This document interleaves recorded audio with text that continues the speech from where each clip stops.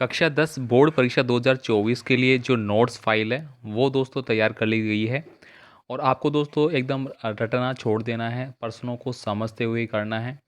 आपको इस वीडियो में दोस्तों मैं जो भी आपके चैप्टर है विज्ञान वाले, तो उनके फ्री नोट्स है वो अवेलेबल कराने वाला हूँ। साथ ही पूरा मैं आपको समझाने वाला हूँ किस तरह से आप पढ़ेंगे, किस तरह से आपको पढ़ना चाहिए ताकि आपके भी 95% वो बने। ठीक है, इसके लिए दोस्तों आपको रटना छोड़ना होगा और चीज़ों को समझते हुए करना होगा। साथ ही साथ आपको पूरी किताब को पढ़ने की ज़रूरत नहीं है, आपको सेलेक्टेड क्वेश्चनों को पढ़ने की ज़रूरत है, सेलेक्टेड मेथड के माध्यम से। ठीक है, तो चलिए दोस्तों इस वीडियो में हम पूरा आपको जो आपका चैप्टर है 3 नंबर का धातु और अधातु वाला, वो पूरा यहाँ पे आपको समझाने वाले हैं। तो आप भी कक्षा 10 में एनसीईआरटी के छात्र हैं तो आप अभी से स्टार्ट कर दीजिए पढ़ना, ताकि आपकी भी 95% बनेगी। जैसा मेथड आपको बताया जा रहा है उस हिसाब से आपको पढ़ना होगा, चीज़ों को समझना है आपको। ठीक है, बाकी सेलेक्टेड चीज़ें पढ़नी है। देखिए किताबें सभी पढ़ते हैं, किताबें सभी के पास होती है, लेकिन जो सेलेक्टेड चीज़ें सेलेक्टेड मेथड से पढ़ते हैं वो ही टॉप करते हैं। टॉप करना है तो आपको भी वो मेथड अपनाना होगा। यहाँ पे देखिए सबसे पहले मैं बात करूँगा आपको किस हिसाब से पढ़ना है। यहाँ पे नोट्स फाइल में दोस्तों आपको ऑलरेडी अवेलेबल करा दिया गया है। यहाँ पे देखिए पहला है आपका धातु। अब देखिए धातु क्या होती है, अगर आपने समझ लिया तो आपको कहीं भी कितनी भी बार पूछ लिया जाए आप उसका आराम से अपनी लैंग्वेज में आंसर दे सकते हैं। तत्व जो इलेक्ट्रॉन देने की प्रकृति रखते हैं धातु कहलाते हैं। देखिए सीधा सीधा आपको लिखा गया है, वे तत्व जो इलेक्ट्रॉन देने की प्रकृति रखते हैं धातु कहलाते हैं, जैसे कि सोडियम, मैग्नीशियम, कैल्शियम, आयरन इत्यादि। यहाँ पे साथ साथ में आपको एग्जाम्पल भी मिल जाते हैं, जो कि आप अगर एग्ज़ाम में आप एग्जाम्पल के तौर पे आंसर लिखते हैं कि फॉर एग्जाम्पल ये हो सकते हैं, तो जो कॉपी चेक करने वाला होता है वो समझ जाता है कि विद्यार्थी बहुत इंटेलिजेंट है और अच्छी तरह से सभी चीज़ों को जानता है। ठीक है, तो आप यहाँ पे एग्जाम्पल भी शो करने की कोशिश करें।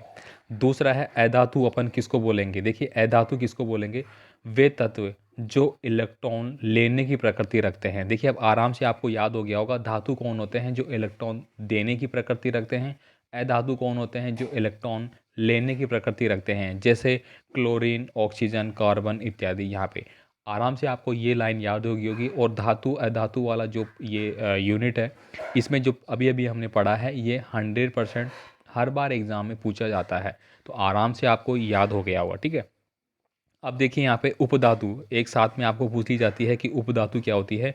तो वे तत्व जो इलेक्ट्रॉन देने या लेने की प्रकृति रखते हैं। उपधातु का मतलब हो गया जो दोनों के बीच में हो गए, तो बीच वाले क्या हो गए, वो ले भी सकते हैं और दे भी सकते हैं, जैसे कि सिलिकॉन वगैरह।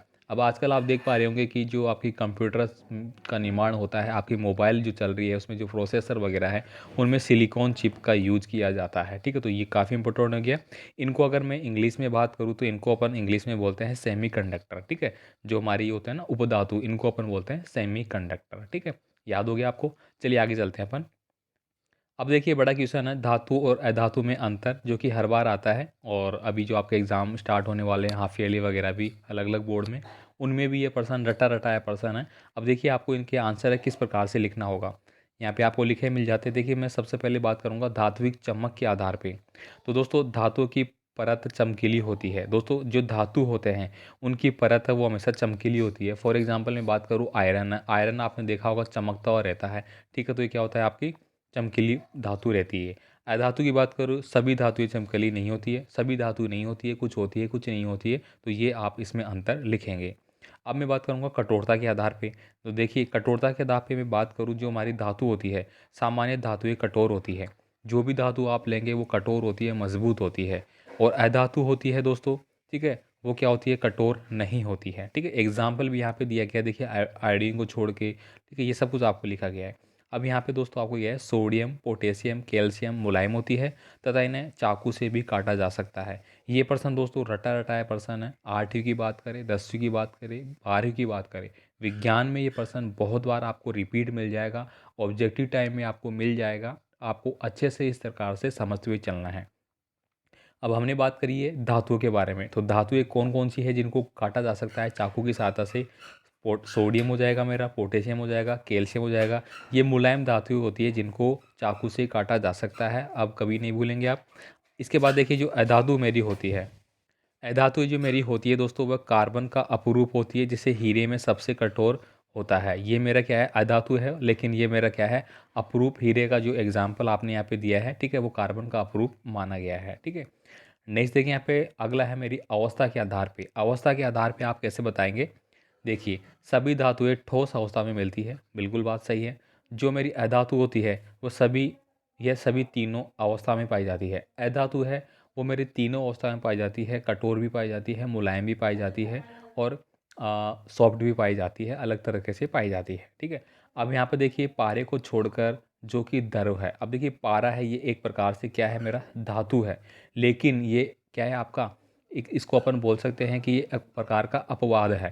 और ये किसी श्रेणी में आती है? ये धातु की श्रेणी में आती है अवस्था के आधार पे। लेकिन पारा क्या है, द्रव अवस्था में रहता है।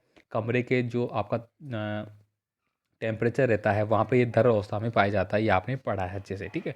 अब यहाँ पे अधातु की बात करें तो देखिए, अधातु में जो मेरा ठोस कार्बन, द्रव, ब्रोमीन गैस, नाइट्रोजन, ये सारे एग्जाम्पल इसके बन जाते हैं। अब यहाँ पे बात करूँगा मैं अघात वर्धनीयता। ये सारे प्रश्न आपके बनते हैं, ठीक है। अघात वर्धनीयता किसे कहते हैं? डायरेक्ट प्रश्न आपका बनता है, तो आप यहाँ पे राइटिंग क्या करेंगे, वे धातुएं जिनको पीट कर पतली चादर बनाई जा सकती है उनको क्या बोलते हैं अपन? अघात वर्धनीय बोलते हैं। ये तो हो गया धातु का गुण, ठीक है। अगर मेरा कोई धातु है और उसको मैं पीट कर पतली चादर बना सकता हूँ तो वो अघात वर्धनीय में आएगा। अब इनसे चादर नहीं बनाई जा सकती है, तो अधातु जो होंगे मेरे, ठीक है, कौन से अधातु, उनसे क्या होगा, जो चादर है पीट के पतली चादर में उसको परिवर्तित नहीं किया जा सकता, ठीक है। तो ये बहुत अच्छे से आपको समझ में आ रहा होगा। नेक्स्ट देखिए यहाँ पे तन्यता की मैं बात करूँगा। तन्यता का मतलब होता है कि बिल्कुल पतला, जैसे कि एक तार होता है ना, बिल्कुल छोटा पतला वायर जो होता है उसको अपन बोल सकते हैं। तो देखिए धातुओं को खींचकर उनसे तार बनाई जा सकती है, देखिए यही बात करेगी ये। आपने देखा होगा कोई धातु है, उसको खींच के इस प्रकार से मेल्ट किया जाता है कि उसको खींच के एक लंबे तार के रूप में बनाया जा सकता है, तो वो कहलाएगा मेरा धातु का गुण। अगर मैं वही बात करूँ अधातु में, तो अधातु इनसे तार नहीं बनाए जा सकते। सीधी सीधी बात है, आपने एक लाइन याद कर ली तो दूसरी उसकी क्या है, अपोजिट होती है, ठीक है। अब देखिए यहाँ पे क्वथनांक और गलनांक। क्वथनांक गलनांक आप जानते हैं, उसका जो मेल्टिंग पॉइंट होता है और उसका जो हीटिंग पॉइंट होता है वो आपका हो जाएगा, ठीक है। मेल्टिंग यानी कि उसका जमाव बिंदु, ठीक है, उसका गलनांक बिंदु जिसको अपन ने बोलते हैं। तो धातु जो होते हैं वो प्राय उच्च होते हैं, ठीक है। इनका जो क्वथनांक और गलनांक है वो उच्च होता है। धातु है, कठोर होंगे, मजबूत होंगे, तो वो गलने में टाइम लेंगे, तो सीधी सी बात है उच्च होंगे। जबकि इनके प्राय न्यून होते हैं। अधातु होती है वो जल्दी पिघल जाती है, तो ये कम होंगे, सीधी सीधी बात है, उल्टा आपको याद कर लेना है। चालकता की मैं बात करूँ यहाँ पे, देखिए धातुएं ऊष्मा व विद्युत की सुचालक होती है, सीसा एवं मरकरी को छोड़कर। यहाँ पे दोस्तों अगर आपको दे दिया जाए कि सीसा और मरकरी है वो किस प्रकार की प्रकृति के होते हैं, तो ये क्या होते हैं, धातु प्रकृति के होते हैं, लेकिन इनमें कंडक्टिविटी, चालकता नहीं होती है, ठीक है। यहाँ पे मैं बात करूँगा अधातु के बारे में। अधातु ऊष्मा का विद्युत की कुचालक होती है। अधातु आपको पता है कि प्लास्टिक हो गया, इस प्रकार के लकड़ी वगैरह, ये एग्जाम्पल में आप लिखेंगे, इनमें कोई करंट थोड़ी लगता है आपको, तो वो क्या होगी, अधातु होगी मेरी, ठीक है। अब यहाँ पे देखिए घनत्व के बारे में, तो इनका घनत्व, धातुओं के जो घनत्व होते हैं वो अधिक होते हैं सोडियम एवं पोटेशियम को छोड़कर। देखिए अभी अभी हमने ऊपर पढ़ा था इनका घनत्व कम क्यों होता है, क्योंकि दोस्तों चाकू से देखिए ये दोनों चीज़ें क्या थी मेरी, चाकू से काटी जाने वाली भी थी, ठीक है। अब जो अधातु होती है उनका घनत्व क्या होता है, कम होता है, ठीक है। धातु की बात करें यहाँ पे, तो धातुएं जो होती है वो कठोर सतह से टकराने पर ध्वनि उत्पन्न करती है। आपने स्टील को किसी से टकराया, आपने लोहे को किसी से टकराया, तो एक टन की आवाज़ आती है, तो इसका मतलब क्या हो गया कि उनमें ध्वनि उत्पन्न होती है। जबकि अधातुओं में इस प्रकार की कोई ध्वनि उत्पन्न नहीं होती है, ठीक है। तो ये आपको समझ में आ गया होगा। अब देखिए यहाँ पे कॉपर, एल्यूमिनियम, सिल्वर, गोल्ड, सीसा जल के साथ अभिक्रिया नहीं करते हैं। ये इंपॉर्टेंट लाइन है आपके लिए। ये दोस्तों सेलेक्टेड लाइनें हैं, जो सेलेक्टेड पॉइंट है वो ही मैं आपको बता रहा हूँ। इन्हीं को आपको पढ़ना है, इन्हीं से आपकी 95% बनेगी। तो ये मैंने बता दिया यहाँ पे। अब देखिए यहाँ पे इसका जो रिएक्शन है वो देखिए AU+S2, ठीक है। यहाँ पे क्या बोला गया है, AU किसको बोलते हैं अपन, +H2 किसको बोलते हैं, ये तो आपको पता होगा। तो इनसे क्या हो रहा है कि कोई भी रिएक्शन नहीं हो रहा। तो कोई भी रिएक्शन नहीं हो रहा तो मतलब क्या हो रहा है, इनसे किसी भी प्रकार की अभिक्रिया का निर्माण नहीं हो रहा है। इसीलिए इनको क्या बोलते हैं अपन, ये जल के साथ कोई भी अभिक्रिया नहीं करते हैं। सिल्वर को अपन पानी में डालेंगे, सोने को अगर पानी में डालेंगे, शीशे को अगर पानी में डालेंगे, तो कोई भी रिएक्शन नहीं होता है, कोई भी उसका प्रभाव नहीं होता है। तो ये डायरेक्ट आपको पूछे जाने वाला क्वेश्चन है कि ऐसी धातुएं के नाम बताइए, ऐसी अधातुओं के नाम बताइए जो जल के साथ कोई क्रिया नहीं करती है, जिनमें आपको इनका नाम लिखना होगा, ठीक है। अब देखिए धातुओं की तनु अम्लों के साथ जो अभिक्रिया है, होती हैं वो किस प्रकार से होती है। अधिक क्रियाशील धातुएं तनु अम्ल के साथ अभिक्रिया करती है तथा अभिक्रिया करके लवण व हाइड्रोजन गैस बनाती है। तो आपको डायरेक्ट ये लिखना होगा। डायरेक्ट देखिए, आपको डायरेक्ट आप एग्जाम्पल के तौर पे आप पेपर देख सकते हैं पुराने, आपको डायरेक्ट समझ में आ जाएगा कि कैसा क्वेश्चन पूछा जा रहा है और कैसे उनका आंसर देना है। साथ ही साथ यहाँ पे आपको जो अभिक्रिया है वो भी दिखाई गई है कि किस प्रकार से अभिक्रियाएं हो रही है और क्या उनका रिएक्शन निकल के आ रहा है। ठीक है, तो आप इनका स्क्रीनशॉट लेना चाहते हैं तो ठीक है, वरना तो इसकी पीडीएफ फाइल आपको व्हाट्सएप ग्रुप और हमारे टेलीग्राम ग्रुप से मिल जाएगी। इसके बाद देखिए यहाँ पे क्या लिखा गया है, सक्रियता श्रेणी में हाइड्रोजन से नीचे की धातुएं तनु अम्ल के साथ अभिक्रिया नहीं करती है। यानी कि जो आपकी टेबल होती है उसमें ये जो चीज़ है वो इंडिकेट आपको करनी है।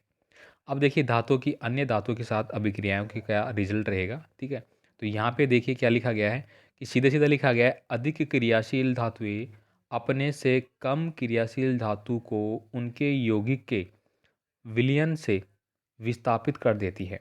इस अभिक्रिया को हम विस्थापन अभिक्रिया कहते हैं। विस्थापन का मतलब क्या होता है कि मान लीजिए कि यहाँ पे आप खड़े हो, ठीक है, यहाँ पे आप खड़े हो, ठीक है, सीधी सी बात है, और यहाँ पे कोई और खड़ा है आपका, ठीक है। अब ये क्या, आप इससे मिलना चाहते हैं लेकिन इसने आपसे मिलने का मना कर दिया, आपको इससे मिलने से इनकार कर दिया और ये यहाँ से चला गया। इसका मतलब क्या हो गया कि इसको बोलेंगे अपन विस्थापन अभिक्रिया। यानी कि दोनों का, मान लीजिए ए और बी है, दोनों आपस में नहीं मिले, अलग अलग हो गए, तो इसको बोलेंगे विस्थापन। ठीक है, ये ही यहाँ पे ये बोला जा रहा है। तो एग्जाम्पल के लिए मैंने समझाया आपको। ठीक है, तो यहाँ पे क्या बोला जा रहा है कि अधिक क्रियाशील धातुएं, इसको एग्जाम्पल के लिए समझे, अधिक क्रियाशील धातुएं। मान लीजिए कि ये अमीर छात्र है, ये गरीब छात्र है, दोनों मिल नहीं सकते, दोनों की दोस्ती नहीं हो सकती है। ये अमीर लड़की है और ये गरीब लड़का है, इन दोनों के मिलान नहीं हो सकता है, तो ये दोनों क्या होंगे, आपस में अलग अलग हो जाएंगे। यही यहाँ पे समझाने की कोशिश की गई है। क्या कि अधिक क्रियाशील धातुएं कम क्रियाशील धातुओं के यौगिकों के विलयन से विस्थापित हो जाती है, वो उनसे मिलना ही नहीं चाहती है। बस आप इस बात को ध्यान रखना आपको कि जो विस्थापन अभिक्रियाएं हैं उसको यही बोलेंगे, अमीर लड़की है गरीब लड़का है, या अमीर लड़का है गरीब लड़की है, दोनों मिल नहीं पा रहे, दोनों की दोस्ती नहीं हो पा रही है, तो ये विस्थापन अभिक्रिया कहलाएगी। ठीक है, चलिए आगे देखता हूँ मैं। आगे देखिए यहाँ पे धातुओं की अधातुओं से अभिक्रियाएं। देखिए धातुओं की अधातुओं से अभिक्रियाएं, जब किसी धातु की अभिक्रिया अधातु से कराई जाती है तब क्या होता है। देखिए एक तो होगी आपकी धातु और एक होगी अधातु, इन दोनों को अपन मिलाना है। अब देखिए क्या होगा, धातु के परमाणु अपने इलेक्ट्रॉन त्याग कर धनायन बनाते हैं। देखिए धातु को मैं जब अधातु से बनाऊंगा तो इलेक्ट्रॉन त्याग कर धनायन बनाएंगे, धनायन का मतलब पॉजिटिव आयन बनाएंगे वो, तथा अधातुओं के परमाणु इन इलेक्ट्रॉनों को ग्रहण करके ऋणात्मक बनाएंगे। अभी अभी हमने ऊपर पढ़ा था, क्या पढ़ा था कि जो मेरे धातु है, ठीक है, वो क्या करते हैं, वो इलेक्ट्रॉन क्या करते हैं, इलेक्ट्रॉन क्या करते हैं, देते हैं, और जो अधातु है वो इलेक्ट्रॉन लेते हैं। तो देखिए अधातु परमाणु इलेक्ट्रॉनों को ग्रहण करेंगे तो अधातु तो लेंगे, धातु क्या है देंगे। तो इस प्रकार से जो अभिक्रियाएं बनेंगी, तो जो अधातु इलेक्ट्रॉन को लेंगे तो वो क्या बनेंगे, ऋणात्मक बनेंगे। सीधी सी बात है, ऋणात्मक होंगे तो इसमें इलेक्ट्रॉन फ्लो हो रहा है, तभी तो ऋणात्मक बना। धनायन का मतलब क्या हो गया कि यहाँ पे कोई चीज़ है, यहाँ से मेरा इलेक्ट्रॉन है वो बाहर चला गया, ये ऋणात्मक हो गया, मतलब इलेक्ट्रॉन मूव कर रहा है, मेरा कंडक्टिविटी बन रही है। ठीक है, तो इस प्रकार से अपन इसको समझेंगे। तो यहाँ पे एक छोटा सा एग्जाम्पल के तौर पे मैंने कुछ पॉइंट लिए हैं आपको समझाने के लिए कि आपको किस प्रकार से पढ़ाई करनी है। पेपर की ये जो पीडीएफ फाइल है वो आपको मिल जाएगी हमारे व्हाट्सअप और टेलीग्राम ग्रुप से, वहाँ से आप ले लेना। ठीक है, ऐसे ही आपको एग्ज़ाम की तैयारी करनी है, और भी चैप्टरों के जो नोट्स फाइल है वो आपको मिलते रहेंगे। ठीक है, तो कमेंट कर देना और वीडियो को लाइक कर देना, कैसा लगा आप बता सकते हैं। ठीक है, और बाकी कमेंट कर देना।